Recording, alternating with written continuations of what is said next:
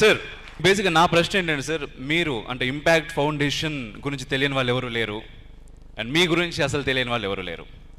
అయితే మీరు ఎంతో మందిని అంటే మోటివేట్ చేస్తూ ఉంటారు, వాళ్ళని స్టేజ్ ఫియర్ ఉన్నా కూడా ఫస్ట్ వారి దగ్గరికి వెళ్ళేటప్పుడు అరే 10 మందిలో కింద కూర్చొని మాట్లాడడానికి ఇబ్బంది పడేవారు ఆ తర్వాత లక్షల మందిలో స్టేజ్ పైకి వచ్చి మాట్లాడగలిగే స్థితికి వెళ్తారు. ఒకసారి దానికోసం వారికి చెప్పట్లు.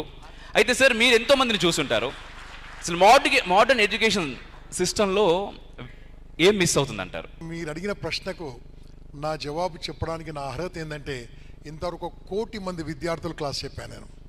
మోర్ దెన్ దట్ 30 ఇయర్స్గా. పిల్లలు చెడ్డ పిల్లలు పుట్టలే, చెడ్డ పిల్లలు లేరు, చెడ్డ వాళ్ళు కాబడ్డారు. బికాజ్ చెడ్డ తల్లిదండ్రులు ఉన్నారు కాబట్టి, చెడ్డ టీచర్లు ఉన్నారు కాబట్టి, అంతకంటే ఏం లేదండి. ఇందులో ఇంత పెద్ద మాట అంటున్నాని మీరు అనుకోకండి. నేను ప్రతి ఒక్కరిని అబ్జర్వ్ చేస్తున్నాను.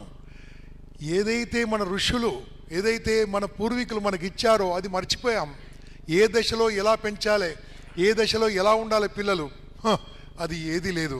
ఎంతమందో మిత్రుడు చెప్తున్నట్టుగా కరెక్ట్గా అదే జరుగుతుంది.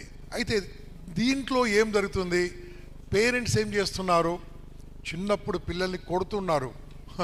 ఒకప్పుడు మనం తన్నులు తిన్నాము, పెరిగాము, ఇప్పుడు కుదరదు.